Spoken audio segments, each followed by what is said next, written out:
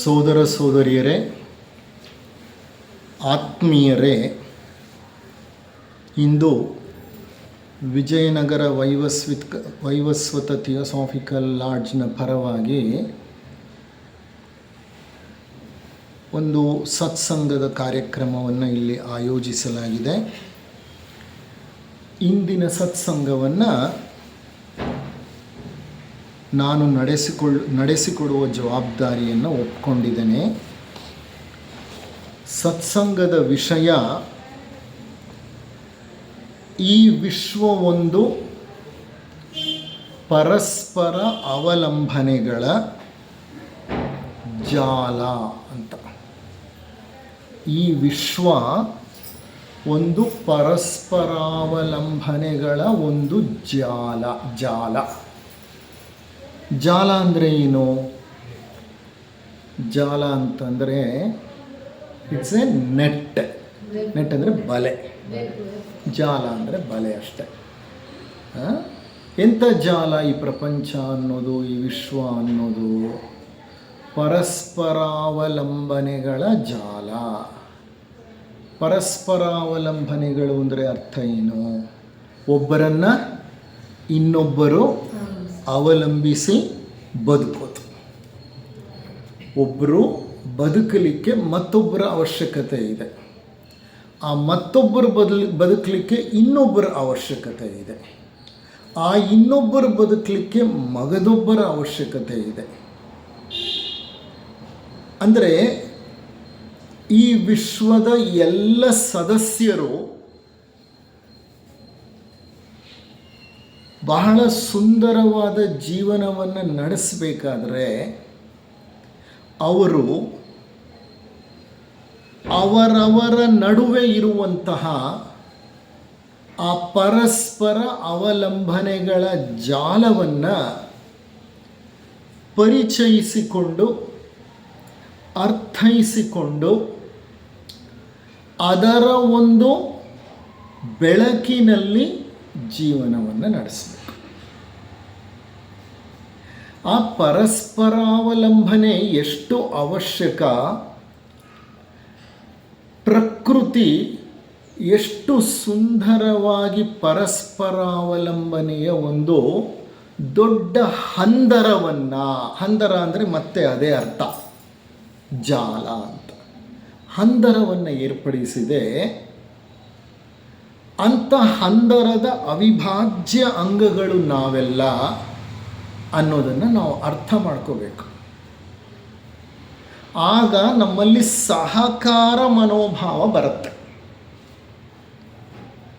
ಇಲ್ಲದೆ ಹೋದರೆ ಸ್ಪರ್ಧಾತ್ಮಕ ಮನೋಭಾವ ಬರುತ್ತೆ, ಸ್ವಾರ್ಥಯುತ ಮನೋಭಾವ ಬರುತ್ತೆ. ಎಂದು ನಾನು ಇಲ್ಲಿ ಆರೋಗ್ಯವಾಗಿ ಉಳಿಬೇಕಾದರೆ ನನಗೆ ಇತರ ಹಲವಾರು ಸದಸ್ಯರು, ಇತರ ಹಲವಾರು ಘಟಕಗಳು ಬಹಳ ಮುಖ್ಯ ಅನ್ನೋದನ್ನು ನಾನು ಅರ್ಥ ಮಾಡ್ಕೋತೀನೋ ಅಂದು ನಾನು ಸ್ವಾರ್ಥವನ್ನು ಬಿಟ್ಟು ಅಥವಾ ಸ್ವಾರ್ಥವನ್ನು ಬದಿಗಿಟ್ಟು ಜೀವನವನ್ನು ನಡೆಸಲು ಪ್ರಯತ್ನ ಪಡ್ತೇನೆ. ಅದೊಂದು ಸಮಗ್ರ ಜೀವನ ಆಗತ್ತೆ. ಅದನ್ನೇ ಸಮಗ್ರ ಜೀವನ ಅಂತ ಕರೆಯೋದು. ಇಂದಿನ ಈ ಒಂದು ಶೀರ್ಷಿಕೆ ಇದೆಯಲ್ಲ, ಈ ವಿಶ್ವ ಒಂದು ಪರಸ್ಪರಾವಲಂಬನೆಗಳ ಒಂದು ಜಾಲ ಅಂತ. ಈ ಶೀರ್ಷಿಕೆ ನಮ್ಮನ್ನು ಒಂದು ಉನ್ನತ ಮಟ್ಟದ ಅಧ್ಯಾತ್ಮ ಚಿಂತನೆಯ ಕಡೆಗೆ ಕರ್ಕೊಂಡು ಹೋಗುತ್ತೆ. ಸಾಧಾರಣವಾದಂತಹ ವಿಚಾರ ಅಲ್ಲ ಇದು. ಈ ವಿಚಾರದಲ್ಲಿ ಅಧ್ಯಾತ್ಮವಿದೆ, ನೈತಿಕತೆ ಇದೆ, ಧಾರ್ಮಿಕತೆಯೂ ಬರುತ್ತೆ ಇಲ್ಲಿ, ವಿಜ್ಞಾನವೂ ಬರುತ್ತೆ ಇಲ್ಲಿ, ಮತ್ತು ದಿನನಿತ್ಯ ಜೀವನಕ್ಕೆ ಅಗತ್ಯವಾದಂತಹ ತತ್ವಗಳು ಸಹ ಬರುತ್ತೆ ಇಲ್ಲಿ. ವಿಜ್ಞಾನ, ಧರ್ಮ, ಮತ, ನೈತಿಕತೆ ಪ್ರತಿಯೊಂದು ಈ ವಿಚಾರದಲ್ಲಿ ಸೇರಿಕೊಂಡಿದೆ. ಈಗ ಇದನ್ನು ಅರ್ಥ ಮಾಡ್ಕೊಳ್ಳೋ ಪ್ರಯತ್ನ ಪಡೋಣ. ಪರಸ್ಪರ ಅವಲಂಬನೆಗಳಿವೆ ಅಂದರೆ ಪರಸ್ಪರ ಸಂಬಂಧಗಳಿವೆ ಅಂತ. ಅಂತರ ಸಂಬಂಧಗಳು, ಇಂಟರ್ ರಿಲೇಷನ್ಶಿಪ್ಸ್ ಅಂತ. ಅಥವಾ ಅಂತರಾವಲಂಬನೆಗಳು ಅಂದರೆ ಪರಸ್ಪರ ಅವಲಂಬನೆಗಳಿವೆ, ಪರಸ್ಪರ ಸಂಬಂಧಗಳಿವೆ, ಪರಸ್ಪರ ಸಂಪರ್ಕಗಳಿವೆ, ಪರಸ್ಪರ ಅನುಬಂಧಗಳಿವೆ ಅಂತ ಅರ್ಥ. ಇರಲಿ, ಈಗ ಇದರ ಬಗ್ಗೆ ಹೆಚ್ಚಾಗಿ ತಿಳಿದುಕೊಳ್ಳೋ ಪ್ರಯತ್ನ ಮಾಡೋಣ. ಈ ವಿಶ್ವ ಒಂದು ವಿಸ್ಮಯದಿಂದ ಕೂಡಿದ ಕ್ಷೇತ್ರ. ಇದೊಂದು ಬಹಳ ಪುರಾತನವಾದ ಸ್ಥಳ. ಇದೊಂದು ವಿಸ್ಮಯವಾದ ಕ್ಷೇತ್ರ, ಹೌದಾ ಅಲ್ವಾ? ಜಗತ್ತು ಅದ್ಭುತ, ಸೃಷ್ಟಿ ಅತ್ಯಂತ ಅದ್ಭುತ. ನೋಡಿ, ಅಂತರಿಕ್ಷದಲ್ಲಿ ಭೂಮಿ ಸುತ್ತುತ್ತಾ ಇದೆ. ಅಂತರಿಕ್ಷದಲ್ಲಿ ಅಂದರೆ ಸ್ಥಳ, ಖಾಲಿ ಸ್ಥಳದಲ್ಲಿ ಭೂಮಿ ಸುತ್ತುತ್ತಾ ಇದೆ. ಬುಗುರಿ ಸುತ್ತದಂಗೆ ಸುತ್ತುತ್ತಾ ಇದೆ. ಯಾವ ವೇಗದಲ್ಲಿ ಸುತ್ತುತ್ತಿದೆ ಗೊತ್ತಾ? 1 ಗಂಟೆಗೆ 65,000 ಮೈಲಿಗಳಷ್ಟು ದೂರ ವೇಗದಲ್ಲಿ ಸುತ್ತುತ್ತಾ ಇದೆ. 65,000 ಮೈಲಿ 1 ಗಂಟೆಗೆ ಆ ವೇಗದಲ್ಲಿ ಸುತ್ತುತ್ತಿರೋ ಭೂಮಿಗೆ, ಭೂಮಿ ಎಂಬ ಬುಗುರಿಗೆ ಕೆಳಗಡೆ ಮೊಳೆನೇ ಇಲ್ಲ, ಅದಕ್ಕೆ ನೆಲನೇ ಇಲ್ಲ. ಫ್ರೀ ಸ್ಪೇಸಲ್ಲಿ ಸುತ್ತುತ್ತಾ ಇದೆ. ಯಾವಾಗಿಂದ ಸುತ್ತುತ್ತಾ ಇದೆ? 4.5 ಬಿಲಿಯನ್ ವರ್ಷಗಳು, ಅಂದರೆ 450 ಕೋಟಿ ವರ್ಷಗಳಿಂದ ಸುತ್ತುತ್ತಾ ಇದೆ. ಬಿದ್ದಿಲ್ಲ ಎಲ್ಲೂ, ಎಡವಿಲ್ಲ ಎಲ್ಲೂ, ಅಲಗಾಡಿಲ್ಲ ಎಲ್ಲೂ. ತನ್ನ ಪಾಡಿಗೆ ತನ್ನ ಕೆಲಸ ಮಾಡ್ಕೊಂಡು ಹೋಗ್ತಾ ಇದೆ. ಕರ್ಮಯೋಗಿಯ ಹಾಗೆ ಕೆಲಸ ಮಾಡ್ತಾ ಇದೆ ಈ ಪೃಥ್ವಿ. ಇಂತಹ ಪೃಥ್ವಿಯೇ ಅಲ್ಲ, ನವಗ್ರಹಗಳು ಹಾಗೆ ಸುತ್ತುತ್ತಾ ಇವೆ ಅಂತರಿಕ್ಷದಲ್ಲಿ. ತಮ್ಮದೇ ಕಕ್ಷೆಯಲ್ಲಿ, ತಮ್ಮದೇ ಅಕ್ಷದ ಮೇಲೆ, ಕೆಳಗೇನೂ ಆಧಾರ ಇಲ್ಲದೆ ಸೂರ್ಯನ ಸುತ್ತಲೂ ಪರಸ್ಪರ ಡಿಕ್ಕಿ ಹೊಡಿದೆ. 450 ಕೋಟಿ ವರ್ಷಗಳಿಂದ ಭೂಮಿ ಇದೆ. ಯಾವ ಇತರ ಗ್ರಹದ ಜೊತೆನೂ ಡಿಕ್ಕಿ ಹೊಡೆಯಲಿಲ್ಲ, ಸುತ್ತಾ ಇದೆ ಅಂದರೆ ಯಾವ ಮೊಳೆನೂ ಇಲ್ಲ, ಅದಕ್ಕೆ ಭೂಮಿ ಇಲ್ಲ, ಅದಕ್ಕೆ ಆಧಾರ ಅಂದರೆ ಅದೊಂದು ವಿಸ್ಮಯವೇ. ಹೇಗೆ ನಿಂತಿದೆ ಅದು ಅಂತರಿಕ್ಷದಲ್ಲಿ? ನಾನು ನಿಮಗೊಂದು ಉದಾಹರಣೆ ಕೊಡ್ತಾ ಇದ್ದೀನಿ ಅಷ್ಟೇ. ವಿಸ್ಮಯ, ಇದು ಅದ್ಭುತವಾದ ಜಗತ್ತು. ಇದು ಬಹಳ ಪುರಾತನವಾದ ಸ್ಥಳ. ಭೂಮಿಗಿಂತ ಮೊದಲೇ ಸೌರವ್ಯೂಹ ಇತ್ತು. ಸೂರ್ಯ ಹುಟ್ಟಿದ ನಂತರಲೇ ಭೂಮಿ ಹುಟ್ಟಿದ್ದು. ವಿಜ್ಞಾನದ ಪ್ರಕಾರನೂ ಹೌದು, ನಮ್ಮ ಥಿಯೋಸಾಫಿಕಲ್ ವಾಂಗ್ಮಯದ ಪ್ರಕಾರನೂ ಹೌದು. ಇಲ್ಲಿ ಬೃಹತ್ತಾದ ನೀಹಾರಿಕೆಗಳಿಂದ ಹಿಡಿದು ಕಣ್ಣಿಗೆ ಕಾಣದ ಸೂಕ್ಷ್ಮ ದರ್ಶಕದಲ್ಲಿ ಮಾತ್ರ ಕಂಡುಬರುವ ಸೂಕ್ಷ್ಮ ಜೀವ ಕಣಗಳ ತನಕ ಅನೇಕ ಸಜೀವಿಗಳು ಇವೆ, ನಿರ್ಜೀವಿಗಳು ಇವೆ. ನೀಹಾರಿಕೆಗಳು ಅಂದರೆ ಗ್ಯಾಲಕ್ಸಿಗಳು. ನೀವು ಆಕಾಶವನ್ನು ನೋಡಿದರೆ ಲಕ್ಷಾಂತರ ಕೋಟ್ಯಾಂತರ ನಕ್ಷತ್ರಗಳು ಕಾಣುತ್ತೆ. ಅಗಾಧ ಸಂಖ್ಯೆಯ ನಕ್ಷತ್ರಗಳ ಒಂದು ಗುಂಪು, ಒಂದು ರಾಶಿ ಒಟ್ಟೊಟ್ಟಾಗಿ ಸೇರಿಕೊಂಡಿರ್ತವೆ. ಹೇಗೆ ನೀವು ಏರೋಪ್ಲೇನ್ನಲ್ಲಿ ಕೂತ್ಕೊಂಡು ಬರೋವಾಗ ಕೆಳಗಡೆ ನೋಡಿದ್ರೆ ರಾತ್ರಿಯಲ್ಲಿ ಅಲ್ಲಲ್ಲಿ ಏನು ಕಾಣಿಸುತ್ತೆ? ಎಷ್ಟೊಂದು ಲೈಟ್ಗಳಿರ್ತವೆ. ಆ ಲೈಟ್ಗಳು ಮುಗಿದ ಮೇಲೆ ಜಾಗ ಕತ್ತಲು.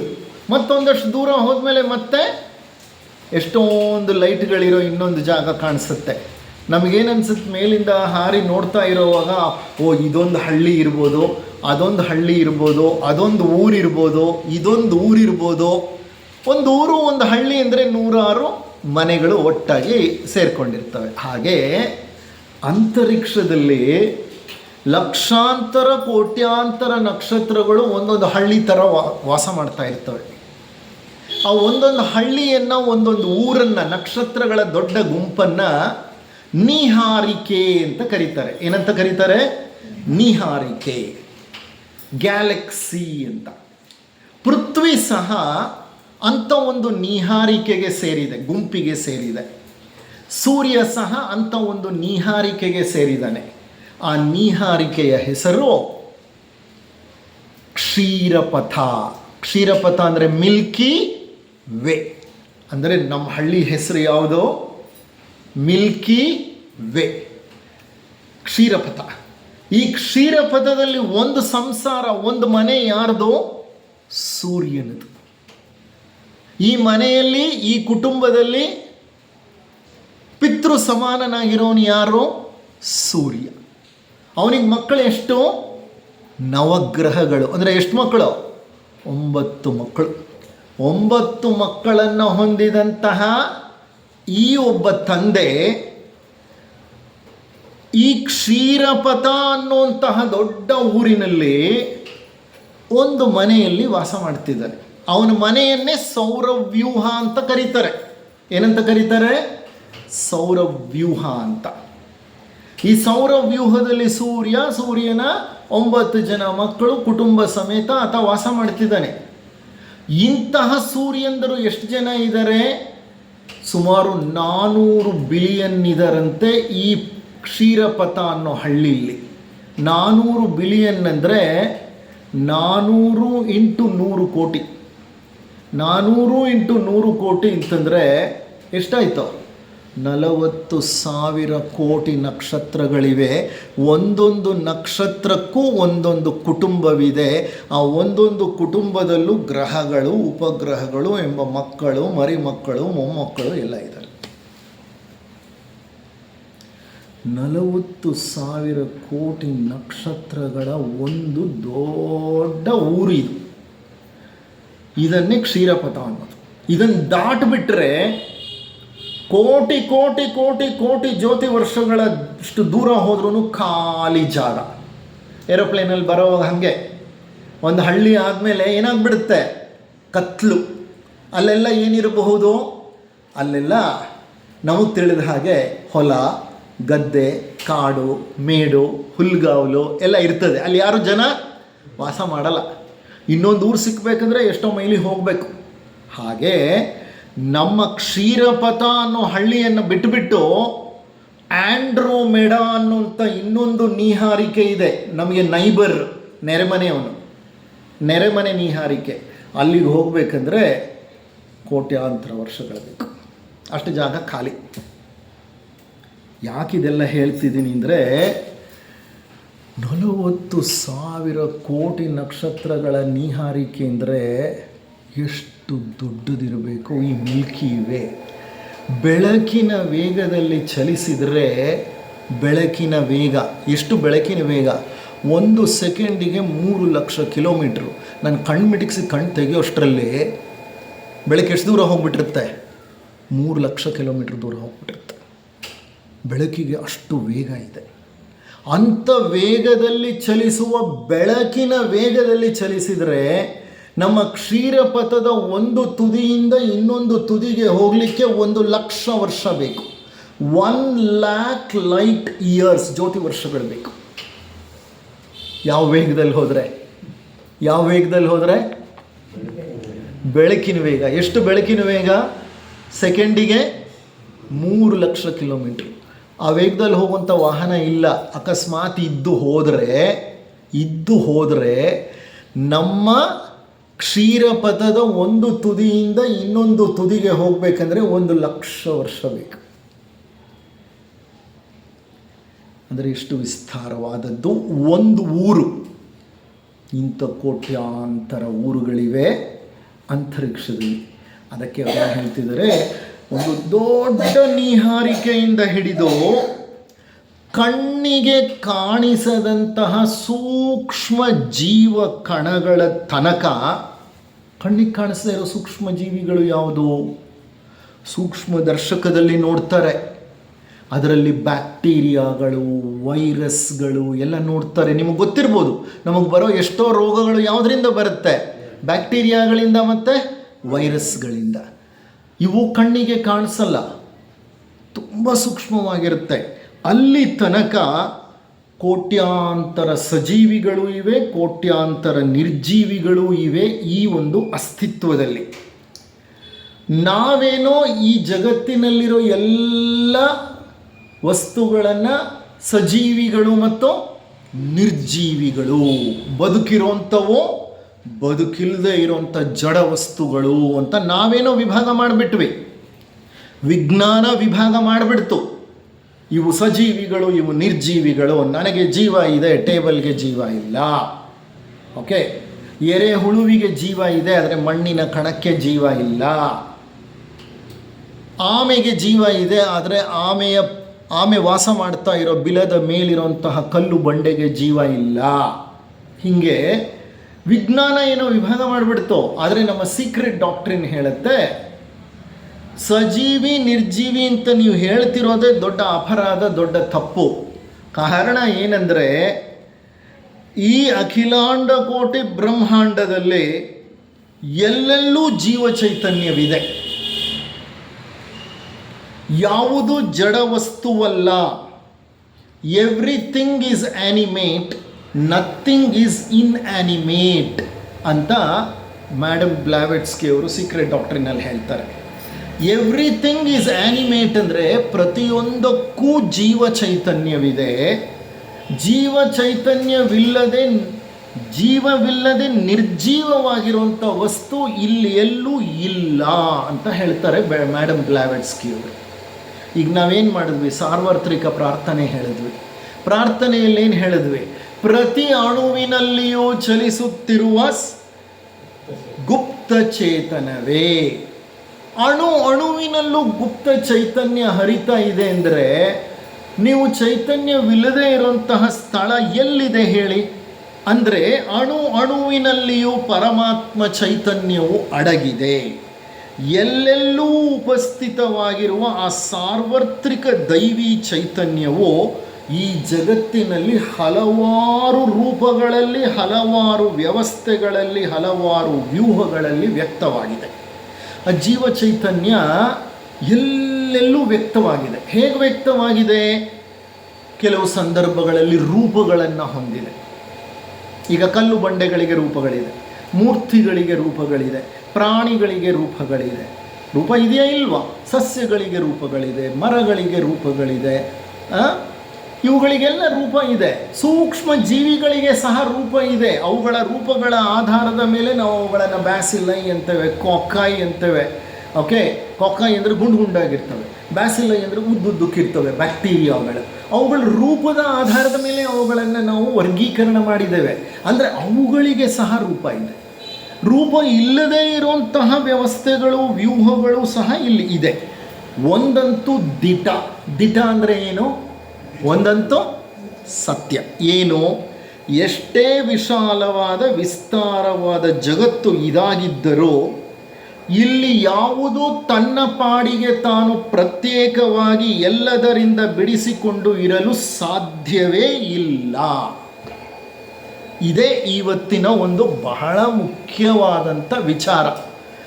ಜಗತ್ತೆಷ್ಟೇ ವಿಶಾಲವಾಗಿರಲಿ, ಎಷ್ಟೇ ವಿಸ್ತಾರವಾಗಿರಲಿ, ಇಲ್ಲಿ ಯಾವುದು ಸಜೀವಿಯಾಗಲಿ ನಿರ್ಜೀವಿಯಾಗಲಿ ತನ್ನ ಪಾಡಿಗೆ ತಾನು ಎಲ್ಲದರಿಂದ ಪ್ರತ್ಯೇಕವಾಗಿ, ಎಲ್ಲದರಿಂದ ಬಿಡಿಸಿಕೊಂಡು ತನ್ನಷ್ಟಕ್ಕೆ ತಾನು ಇರಲಿಕ್ಕೆ ಖಂಡಿತ ಸಾಧ್ಯ ಇಲ್ಲ. ಯಾಕಿಲ್ಲ? ಪ್ರತಿಯೊಂದು ಈ ಜಗತ್ತಿನ ಸಂಪರ್ಕದಲ್ಲೇ, ಸಂಬಂಧದಲ್ಲೇ, ಅನುಬಂಧದಲ್ಲೇ ಇರಬೇಕು. ಈಗ ನಾನು ಉಸಿರನ್ನು ತಗೊಂಡೆ, ಉಸಿರನ್ನು ಬಿಟ್ಟೆ. ನಾನು ಉಸಿರು ತಗೊಳ್ಲಿಕ್ಕೆ ಮೊದಲು ಆ ಗಾಳಿ ಎಲ್ಲಿತ್ತು? ಹೊರಗಿತ್ತು. ಈಗ ಗಾಳಿ ಒಳಗೆ ಹೋದ್ಮೇಲೆ ಅದೇನಾಯಿತು? ನನ್ನ ಶರೀರದ ಒಂದು ಭಾಗವಾಯ್ತದು. ಒಳಗಿರೋಂಥ ಗಾಳಿನೇನು ಮಾಡಿದೆ ನಾನು? ಹೊರಗೆ ಬಿಟ್ಟೆ. ಅಂದರೆ ನನ್ನ ಶರೀರದಲ್ಲಿದ್ದ ಒಂದು ಭಾಗವನ್ನೇನು ಮಾಡಿದೆ ನಾನು? ಹೊರಗೆ ಕಳಿಸ್ದೆ. ಹಾಗಾದರೆ ಆ ಹೊರಗಡೆ ಗಾಳಿ ಇಲ್ಲದೆ ನಾನು ಇರಲಿಕ್ಕೆ ಸಾಧ್ಯ ಇದೆಯಾ? ನನಗೂ ಗಾಳಿಗೂ ಸಂಬಂಧ ಇದೆಯಾ? ನನಗೂ ಗಾಳಿಗೂ ಸಂಪರ್ಕ ಇದೆಯಾ? ನನಗೂ ಗಾಳಿಗೂ ಅನುಬಂಧ ಇದೆಯಾ? ಅದು ಇಲ್ಲದೆ ನಾನು ಬದುಕಲಿಕ್ಕೆ ಸಾಧ್ಯ ಇದೆಯಾ? ಖಂಡಿತ ಇಲ್ಲ. What was there outside it became something inside. What was there inside it was excited to outside. ನಾನು ಎಲ್ಲದರಿಂದ ಪ್ರತ್ಯೇಕವಾಗಿ ನನ್ನ ಪಾಡಿಗೆ ನಾನು ಇದ್ದು ಬಿಡ್ತೀನಿ ಅಂದರೆ ಅದು ಹಾಗೆ ಪ್ರತ್ಯೇಕವಾಗಿರಲಿಕ್ಕೆ ಸಾಧ್ಯವಿಲ್ಲ. ಇದನ್ನು ಸೀಕ್ರೆಟ್ ಡಾಕ್ಟ್ರಿನಲ್ಲಿ ಮೇಡಮ್ ಬ್ಲಾವೆಟ್ಸ್ಕಿ ಅವರು ಹೇಳ್ತಾರೆ, ನಥಿಂಗ್ ಎಕ್ಸಿಸ್ಟ್ಸ್ ಇನ್ ಐಸೋಲೇಷನ್. ನಥಿಂಗ್ ಎಕ್ಸಿಸ್ಟ್ಸ್ ಇನ್ ಐಸೋಲೇಷನ್. ಐಸೋಲೇಷನ್ ಅಂದರೆ ಪ್ರತ್ಯೇಕವಾಗಿ ಏನೂ ಇರಲಿಕ್ಕೆ ಸಾಧ್ಯವಿಲ್ಲ, ಎಲ್ಲದರಿಂದ ಬಿಡಿಸಿಕೊಂಡು ಇರಲು ಸಾಧ್ಯವಿಲ್ಲ. ಅಂದರೆ ಇಲ್ಲಿರುವ ಪ್ರತಿಯೊಂದು ಇನ್ನಿತರ ಏನೇನು ಇದೆಯೋ ಅದರೊಂದಿಗೆ ಪ್ರತ್ಯಕ್ಷವಾಗಿಯೋ ಪರೋಕ್ಷವಾಗಿಯೋ ಸಂಪರ್ಕಗಳನ್ನು, ಸಂಬಂಧಗಳನ್ನು, ಅವಲಂಬನೆಗಳನ್ನು ಹೊಂದಿದೆ. ಅಂದರೆ ಅರ್ಥ ಏನು? ಇಲ್ಲಿ ಏನೇನಿದೆಯೋ ಅವು ಮಿಕ್ಕ ಏನೇನಿದೆಯೋ ಅವುಗಳ ಜೊತೆ ಪ್ರತ್ಯಕ್ಷವಾಗಿಯೋ ಪರೋಕ್ಷವಾಗಿಯೋ ಸಂಬಂಧಗಳನ್ನು, ಸಂಪರ್ಕಗಳನ್ನು ತಿಳಿದ ಹಾಗೆಯೋ ತಿಳಿಯದೇ ಇರುವ ಹಾಗೆಯೋ ಹೊಂದೇ ಇದೆ. ಆದ್ದರಿಂದ ಈ ವಿಶ್ವವೆಂಬುದು ಪರಸ್ಪರ ಸಂಬಂಧಗಳ, ಪರಸ್ಪರಾವಲಂಬನೆಗಳ ಒಂದು ಸಂಕೀರ್ಣ ಜಾಲ. It is a complex network. It is a complex web ಅಂತ ಹೇಳ್ತಾರೆ. ವೆಬ್ ಅಂದರೆ ಜಾಲ ಅಂತಲೇ ಅರ್ಥ. It's a complex web of interdependence. ಅಂತರಾವಲಂಬನೆಗಳ ಒಂದು ಬಹಳ ಸಂಕ್ಲಿಷ್ಟವಾದಂತಹ ಒಂದು ಜಾಲ ಈ ಜಗತ್ತಿನಲ್ಲಿ ಪರಮಾತ್ಮ ಹರಡಿದ್ದಾನೆ. ಆ ಜಾಲದಲ್ಲಿ ನಾವೆಲ್ಲ ಒಂದೊಂದು ಭಾಗಗಳಾಗಿದ್ದೇವೆ, ಒಂದೊಂದು ಅಂಶಗಳಾಗಿದ್ದೇವೆ. ಇದನ್ನು ಅಧ್ಯಾತ್ಮ ಅಲ್ಲ, ಬರೀ ಸೀಕ್ರೆಟ್ ಡಾಕ್ಟ್ರಿನ್ ಅಲ್ಲ ಹೇಳೋದು. ಇದನ್ನು ವಿಜ್ಞಾನಿಗಳು ಹೇಳ್ತಿದ್ದಾರೆ, ತತ್ವಶಾಸ್ತ್ರಜ್ಞರು ಹೇಳ್ತಾ ಇದ್ದಾರೆ, ಧಾರ್ಮಿಕ ಪುರುಷರು ಹೇಳ್ತಾ ಇದ್ದಾರೆ. ಮತ್ತು ಬೌದ್ಧ ಧರ್ಮದಲ್ಲಿ ಇದಕ್ಕೆ ಒಂದು ನಿಯಮವೇ ಇದೆ. ಬೌದ್ಧ ಧರ್ಮ ಬಹಳ ವೈಜ್ಞಾನಿಕವಾದ ಧರ್ಮ. It's a very scientific religion, very scientific religion. ಅದು ವೈಜ್ಞಾನಿಕ ಸತ್ಯಗಳ ಆಧಾರದ ಮೇಲೆ ನಿಂತಿದೆ ಅಂತ ಹೇಳ್ತಾರೆ. The most scientific religion in this world is Buddhism ಅಂತ ಹೇಳ್ತಾರೆ. ಬೌದ್ಧ ಧರ್ಮದಲ್ಲಿ ಒಂದು ಮಾತಿದೆ, ಪ್ರತಿಯೊಂದು ಬೆಸೆದುಕೊಂಡಿದೆ. Everything is connected. That is a statement. ಇಷ್ಟೇ, ಎವ್ರಿಥಿಂಗ್ ಈಸ್ ಕನೆಕ್ಟೆಡ್. ಕನೆಕ್ಟೆಡ್ ಅಂದರೆ ಇತರ ಎಲ್ಲ ಘಟಕಗಳ ಜೊತೆ, ಅಂಶಗಳ ಜೊತೆ ಪ್ರತಿಯೊಂದು ಬೆಸೆದುಕೊಂಡಿದೆ, ಸಂಪರ್ಕವನ್ನು ಹೊಂದಿದೆ. Everything is connected. ಇದು ಫಂಡಮೆಂಟಲ್ ಪ್ರಿನ್ಸಿಪಲ್ ಇನ್ ಬೌದ್ಧಿಸಮ್. ಬೌದ್ಧ ಮತದ ಒಂದು ಮೂಲಭೂತ ತತ್ವ ಇದು. ಯಾವುದು ತನಗೆ ತಾನು ಮಾತ್ರ ಇರಲಿಕ್ಕೆ ಸಾಧ್ಯವಿಲ್ಲ ಎಂಬುದು ಈ ಮಾತಿನ ಅರ್ಥ. ಇದನ್ನು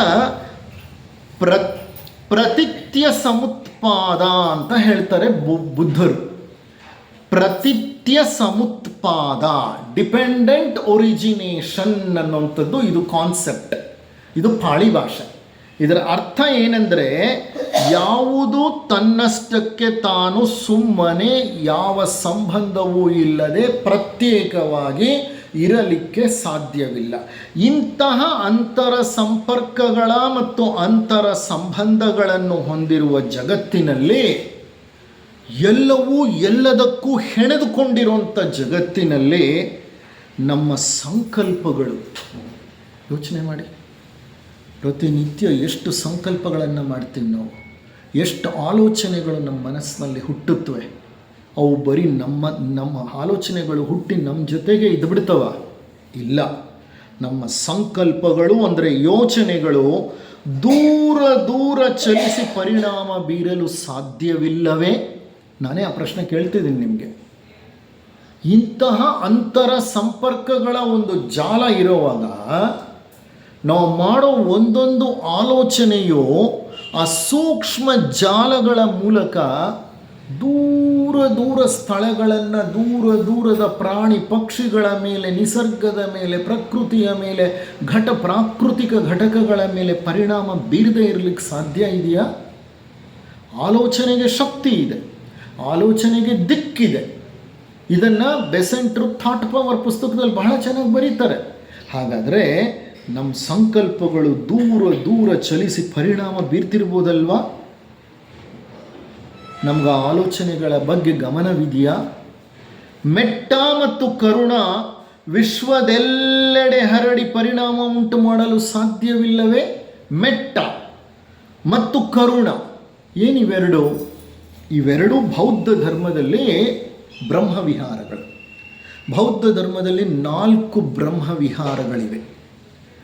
4 ಬ್ರಹ್ಮವಿಹಾರಗಳು. ನಮ್ಮಲ್ಲಿ ನಾವೇನು ಹೇಳ್ತೇವೆ? ಚತುರಾರ್ಥಗಳು ಅಂತ ನಾವು ಹೇಳ್ತೀವಲ್ವ?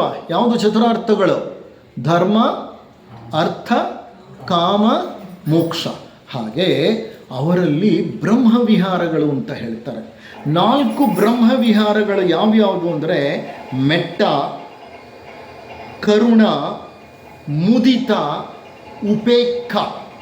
ಉಪೇಕ್ಷಾ ಅಂತಲೂ ಹೇಳ್ಬೋದು. ಅದನ್ನು ಉಪೇಕ್ಷಾ ಅಂತ ಪಾಳಿ ಭಾಷೆ. ಏನು ಹೀಗಂದರೆ, ಮೆಟ್ಟ ಅಂದರೆ ಏನರ್ಥ ಅಂದರೆ ಇಡೀ ವಿಶ್ವವನ್ನು ಪ್ರೀತಿಯಿಂದ, ಪ್ರೇಮದಿಂದ ಮಿತ್ರನಂತೆ ಕಾಣುವುದು. ಮೆಟ್ಟ ಇಡೀ ವಿಶ್ವವನ್ನು ಪ್ರೀತಿಯಿಂದ, ಪ್ರೇಮದಿಂದ ಅಪ್ಪಿಕೊಳ್ಳುವಂಥದ್ದು. ವಿಶಾಲ ಮನೋಭಾವ. ಉದಾರ ಚರಿತಾನಾಂ ವಸುದೈವ ಕುಟುಂಬಕಂ ಅಂತ ಔದಾರ್ಯ ಭಾವನೆಯನ್ನು ಹೊಂದಿರೋದು, ಅದು ಮೆಟ್ಟ. ಈಗ ನಮ್ಮಲ್ಲುಂಟಾಗುವ ಮೆಟ್ಟ ಆಗಲಿ, ಕರುಣ ಅಂದರೆ ಅನುಕಂಪವಾಗಲಿ ದೂರ ದೂರ ಸ್ಥಳಗಳ ತನಕ ಚಲಿಸಿ ಆ ಇಡೀ ಸ್ಥಳದಲ್ಲಿ ಬರುವ ಎಲ್ಲ ಜೀವಿಗಳ ಮೇಲೆ ಪ್ರಭಾವವನ್ನು ಬೀರಲಿಕ್ಕೆ ಸಾಧ್ಯವಿಲ್ವ? ಖಂಡಿತ ಸಾಧ್ಯ ಇದೆ. ಏಕೆಂದರೆ ಈ ಜಗತ್ತಿರೋದೇ ಹಾಗೆ. ಅಂತರ ಸಂಬಂಧಗಳ ಒಂದು ಜಾಲ ಇದು. ನೀವು ಕೈಯಲ್ಲಿ ಮೊಬೈಲ್ ಇಟ್ಕೊಂಡು ದೂರದ ಅಮೇರಿಕಾದ ಒಹಾಯೋ ಪಟ್ಟಣದಲ್ಲಿರುವಂತಹ ನಿಮ್ಮ ಮಿತ್ರನಿಗೆ ಹಿಂಗೆ ಕ್ಲಿಕ್ ಮಾಡಿದ್ರೆ, ಡಯಲ್ ಮಾಡಿದ್ರೆ, ಇನ್ನೊಂದು 5ರಿಂದ 10 ಸೆಕೆಂಡಿಗೆ ಆತ ಅಲ್ಲಿಂದ ಹಲೋ ಅಂತಾನೆ. ಅಂದರೆ ಏನಾಗಿದೆ? ಈ ಜಗತ್ತು ಇಲ್ಲಿಂದ ಅಲ್ಲಿಗೆ ನಾವು ಕನೆಕ್ಟ್ ಮಾಡ್ಕೊಂಡಿದ್ದೀವಿ ನಮ್ಮ ನೆಟ್ವರ್ಕಲ್ಲಿ.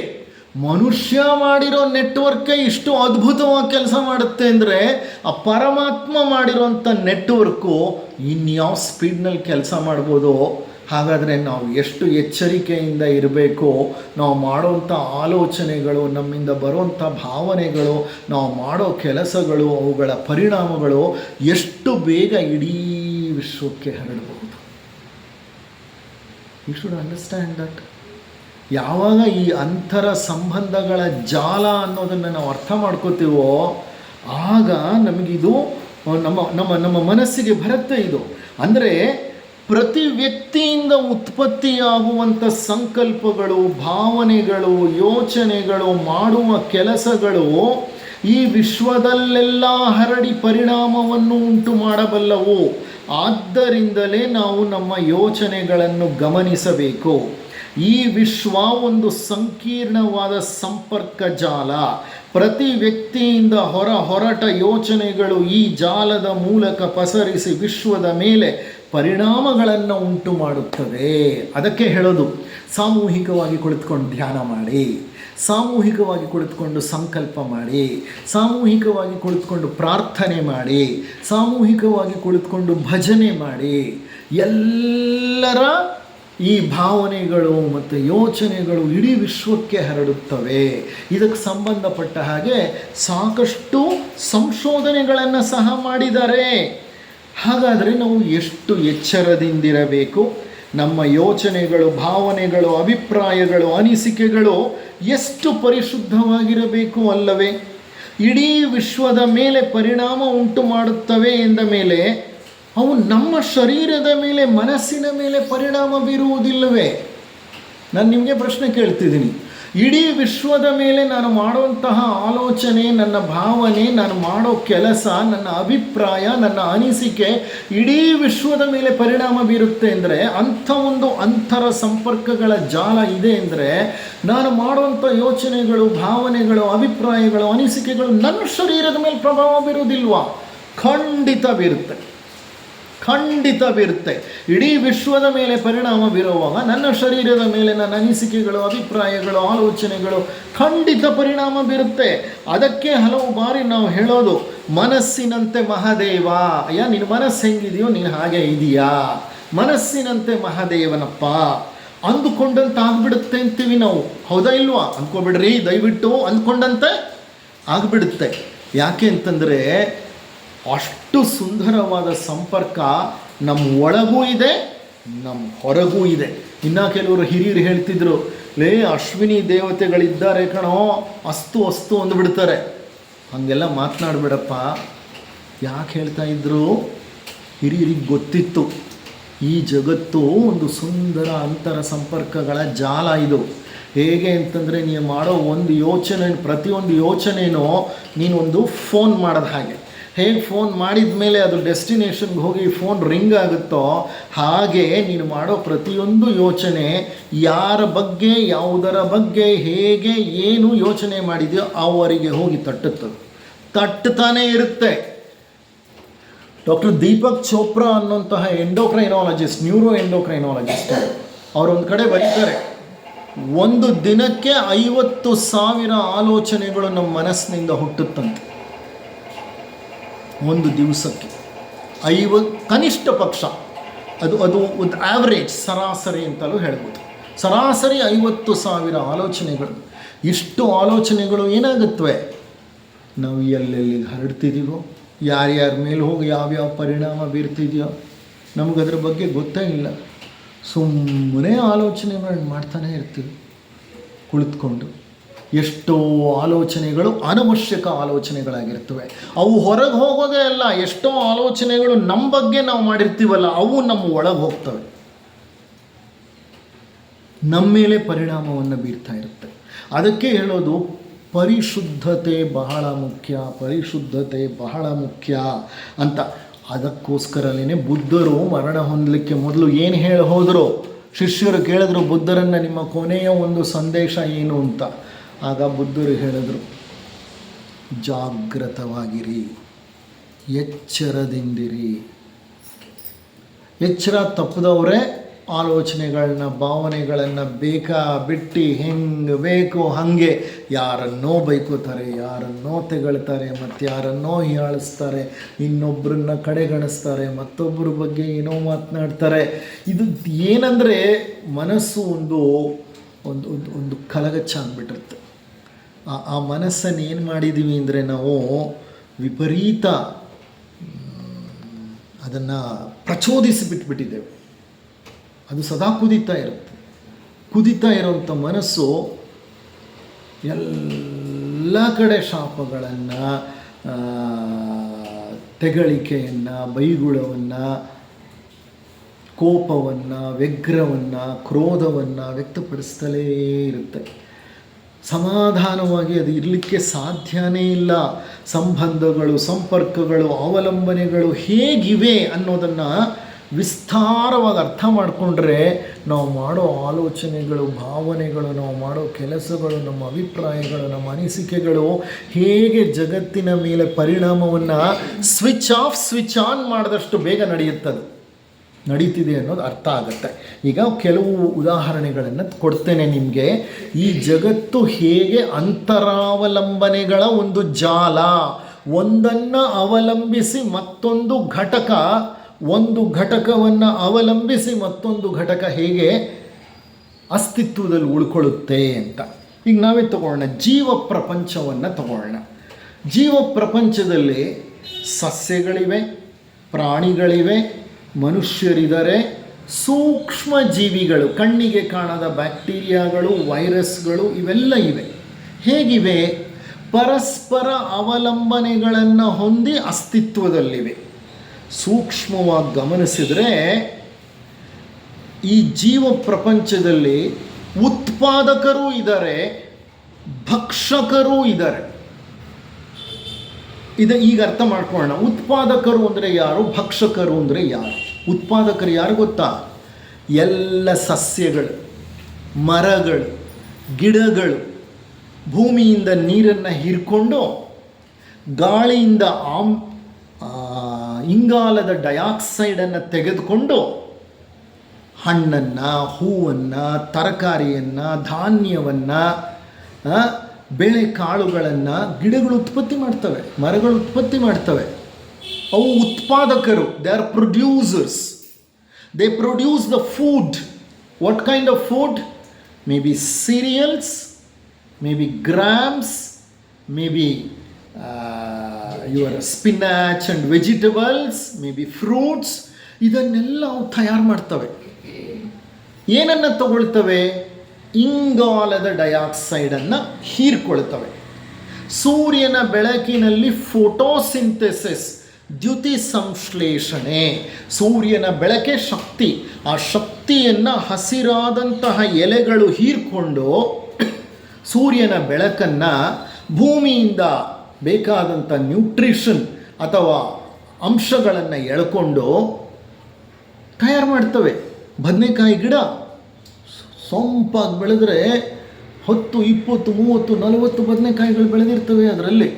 ಮಾವಿನ ಮರ, ಒಂದೊಂದು ಮರ 200, 300, 400, 500, 600 ಹಣ್ಣುಗಳ ತನಕ ಬಿಡುತ್ತೆ ಸೀಸನ್ ಬಂದಾಗ. ತೆಂಗಿನ ಮರ ವರ್ಷಕ್ಕೆ 2 ಫಲ ಅಥವಾ 3 ಬಾರಿ ಫಲಗಳನ್ನು ಕೊಡ್ತಾ ಇರುತ್ತೆ. ಭತ್ತ ವರ್ಷಕ್ಕೆ 2 ಬೆಳೆ ಬೆಳೀತಾರೆ, ಕೆಲವು ಕಡೆ 3 ಬೆಳೆ ಕೂಡ ಬೆಳೀತಾರೆ ಭತ್ತನ. ಅಂದರೆ ಅರ್ಥ ಏನು? ಹುಲ್ಲು, ಕುರಿಗಳು, ಮೇಕೆಗಳು, ಹಸುಗಳು, ಎಮ್ಮೆಗಳು ತಿಂದಂಗೆಲ್ಲ ಅವು ಮತ್ತೆ ಮತ್ತೆ ಬೆಳೀತಾನೆ ಇರ್ತವೆ. ಉತ್ಪಾದಕರು ಪಾಪ ಉತ್ಪತ್ತಿ ಮಾಡ್ತವೆ ಅವು. ಈ ಸಸ್ಯಗಳನ್ನು ತಿನ್ನೋವು ಯಾವುದೋ ಒಂದು ಹಂತವನ್ನು, ಒಂದು ನೆಟ್ವರ್ಕ್ ತಗೊಳ್ಳೋಣ. ಪ್ರಾಥಮಿಕ ಗ್ರಾಹಕರು ಅಂತಾರೆ, ಪ್ರೈಮರಿ ಕನ್ಸ್ಯೂಮರ್ಸ್. ಪ್ರಾಥಮಿಕ ಗ್ರಾಹಕರು ಯಾರು? ಮಿಡತೆಗಳು ಬಂದು ದವಸ ಧಾನ್ಯಗಳನ್ನು, ಕೀಟಗಳು ಬಂದು ದವಸ ಧಾನ್ಯಗಳನ್ನು ಕಿತ್ತು ತಿಂತವೆ. ಇದು ಪ್ರಾಥಮಿಕ ಗ್ರಾಹಕರು. ಆ ಮಿಡತೆಗಳನ್ನು, ಕೀಟಗಳನ್ನು ಯಾರು ತಿಂತಾರೆ? ಹಲ್ಲಿಗಳು, ಉಡಗಳು, ಕಪ್ಪೆ ತಿಂತವೆ.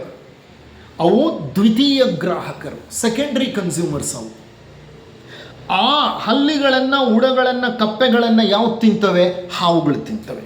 ಅವು ತೃತೀಯ ಗ್ರಾಹಕರು. ಆ ಹಾವುಗಳನ್ನು ಯಾರು ತಿಂತಾರೆ? ಹದ್ದುಗಳು ತಿಂತವೆ. ಆ ಹದ್ದುಗಳನ್ನು ಯಾರು ತಿಂತಾರೆ? ಹದ್ದುಗಳಿಗೂ ಯಾವುದೋ ಎನಿಮಿಗಳಿರ್ಬೋದು, ನನಗೆ ಗೊತ್ತಿಲ್ಲ. ಆ ಹದ್ದುಗಳು ತಿಂತವೆ.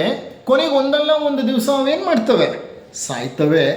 ಸತ್ತಾಗ ಅದರ ಶರೀರದ ಮೂಳೆಯನ್ನು ಸಹ ಬಿಡದೆ ಎಲ್ಲ ಸೂಕ್ಷ್ಮ ಜೀವಿಗಳು ಏನು ಮಾಡ್ತವೆ? ಬ್ಯಾಕ್ಟೀರಿಯಾಗಳು, ವೈರಸ್ಗಳು ತಿಂದಾಕ್ಬಿಡ್ತವೆ. ತಿಂದುಬಿಟ್ಟು ಆ ಅಂಶವನ್ನೆಲ್ಲ ಎಲ್ಲಿಗೆ ಸೇರಿಸ್ಬಿಡ್ತವೆ? ಮಣ್ಣಿಗೆ ಸೇರಿಸ್ಬಿಡ್ತವೆ. ಮಣ್ಣಿಂದ ಮತ್ತೆ ಏನಾಗುತ್ತೆ? ಆ ಅಂಶಗಳೆಲ್ಲ ಮಣ್ಣಿಗೆ ಸೇರಿದ ಮೇಲೆ ಆ ಮಣ್ಣಿನಿಂದ ಮತ್ತೆ ಸಸ್ಯಗಳು, ಗಿಡಗಳು ಹುಟ್ಟುತ್ತವೆ. ಎಷ್ಟು ಚೆನ್ನಾಗಿದೆ ನೋಡಿ ಈ ಸೈಕಲ್ಲು. ಎಷ್ಟು ಸುಂದರವಾದಂಥ ಒಂದು ಒಂದು ಒಂದು ಆವರ್ತನ ಇದು. ಎಲ್ಲಿಂದ ಬಂತೋ ಅಲ್ಲಿಗೆ ಎಲ್ಲ ಪೋಷಕಾಂಶಗಳು ಮತ್ತೆ ಹೋಗಿ ಏನಾಗುತ್ತವೆ?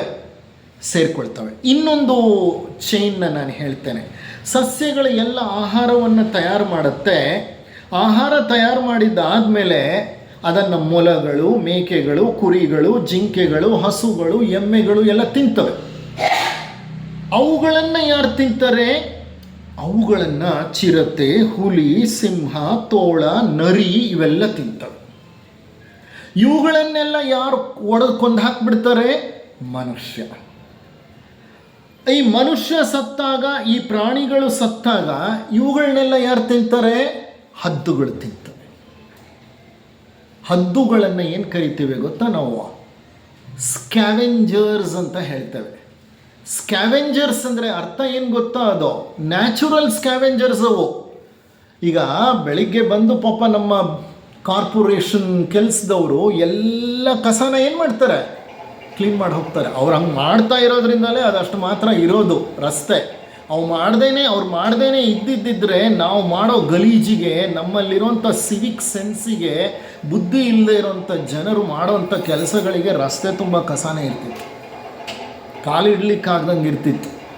ಈಗ ಅಷ್ಟು ಕ್ಲೀನಾಗಿರೋದ್ರಿಂದ ಅವ್ರು ಬಂದು ಪಾಪ ಕ್ಲೀನ್ ಮಾಡ್ತಿರೋದ್ರಿಂದ ಆ ಕಾರ್ಪೊರೇಷನ್ ಇವರು ಕ್ಲೀನ್ ಮಾಡ್ತಾರಲ್ಲ, ಆ ಕೆಲಸನ ಪ್ರಕೃತಿಯಲ್ಲಿ ಯಾರು ಮಾಡ್ತಾರೆ ಅಂದರೆ ಬ್ಯಾಕ್ಟೀರಿಯಾಗಳು, ವೈರಸ್ಗಳು, ಕ್ಲಾಮಿಡಿಯಾಗಳು, ರಿಕೆಟ್ಸಿಯಗಳು, ಪ್ರಯಾನ್ ಪ್ರೋಟೀನ್ಗಳು, ಇವೆಲ್ಲ ಬಹಳ ಸೂಕ್ಷ್ಮ ಜೀವಿಗಳು. ಈ ಸೂಕ್ಷ್ಮ ಜೀವಿಗಳು ಶರೀರವನ್ನೆಲ್ಲ ಡಿಕಂಪೋಸ್ ಮಾಡಿ ಅದನ್ನು ಮಣ್ಣಿಗೆ ಮತ್ತೆ ಸೇರಿಸ್ಬಿಡ್ತವೆ. ಒಬ್ಬ ವ್ಯಕ್ತಿ ಸತ್ತು ಹೋಗಿದ್ದಾನೆ ಅಂತ ತಿಳ್ಕೊಳ್ಳೋಣ, 1-2 ದಿನ ಬಿಡಿ ನೀವು ಸುಮ್ಮನೆ. 2ನೇ ದಿನಕ್ಕೆ ಏನಾಗುತ್ತೆ? 2ನೇ ದಿನಕ್ಕೆ ಅದು ವಾಸನೆ ಬರಲಿಕ್ಕೆ ಪ್ರಾರಂಭ ಆಗುತ್ತೆ. 3-4 ದಿವಸ ಆದಮೇಲೆ ಶರೀರ ಏನಾಗೋಗಿರುತ್ತೆ? ಕೊಳಿಲಿಕ್ಕೆ ಪ್ರಾರಂಭ ಆಗುತ್ತೆ, ದುರ್ವಾಸನೆ ಬೀರುತ್ತೆ, ದುರ್ಗಂಧ ಹೊರಗೆ ಬರುತ್ತೆ. ಅದಕ್ಕೆ ಕಾರಣ ಏನು ಗೊತ್ತಾ? ಆ ಶರೀರದ ಒಳಗಡೆನೇ ಇರೋ ಬ್ಯಾಕ್ಟೀರಿಯಾಗಳು, ಆ ಒಳಗಡೆನೇ ಇರೋಂತಹ ಸೂಕ್ಷ್ಮ ಜೀವಿಗಳು ಅವೇ ತಿಂತಾ ಇರ್ತವೆ. ಆ ಬ್ಯಾಕ್ಟೀರಿಯಾಗಳು ನಾವು ಬದುಕಿರೋವಾಗ ತಿನ್ನಲ್ಲ, ಸತ್ತ ತಕ್ಷಣ ತಿನ್ಲಿಕ್ಕೆ ಪ್ರಾರಂಭ ಮಾಡ್ತವೆ.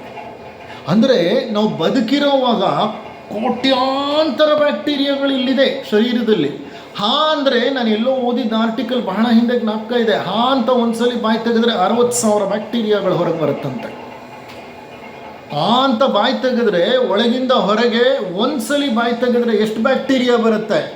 60,000 ಬ್ಯಾಕ್ಟೀರಿಯಾ ಬರುತ್ತೆ. ಅಂದರೆ ಬಾಯಲ್ಲಿ ಇನ್ನೆಷ್ಟು ಬ್ಯಾಕ್ಟೀರಿಯಾಗಳಿರಬೇಕು?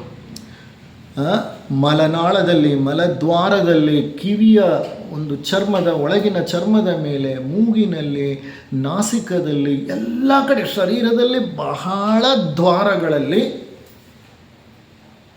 ಬ್ಯಾಕ್ಟೀರಿಯಾಗಳು, ಕೋಟ್ಯಾಂತರ ಬ್ಯಾಕ್ಟೀರಿಯಾಗಳಿವೆ. ಆ ಕೋಟ್ಯಾಂತರ ಬ್ಯಾಕ್ಟೀರಿಯಾಗಳು ಇರೋದ್ರಿಂದಲೇ ನಾವು ಆರೋಗ್ಯವಾಗಿದ್ದೀವಿ.